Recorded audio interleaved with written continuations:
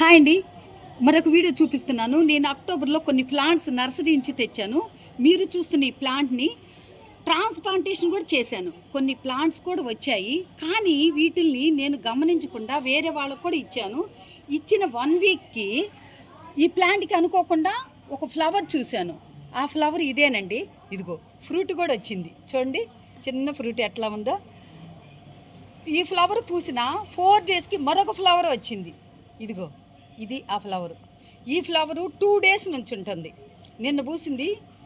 ఇప్పుడు కూడా ఎంత ఫ్రెష్గా ఉందో చూడండి. మరొక పువ్వు పూయటానికి రెడీగా ఉంది.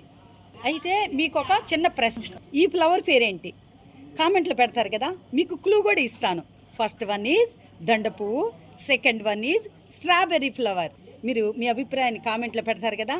ఈ పువ్వు తర్వాత ఫ్రూట్స్ ఎలాగ వస్తాయి, వీటిని తినటం వల్ల కలిగే ఆరోగ్య ప్రయోజనాలు, ఫుల్ డీటెయిల్స్ మరొక వీడియోలో మీకు చూపిస్తాను. ఈ వీడియో మీకు నచ్చింది కదా. అంతవరకు బీ విత్ యువర్ టైం.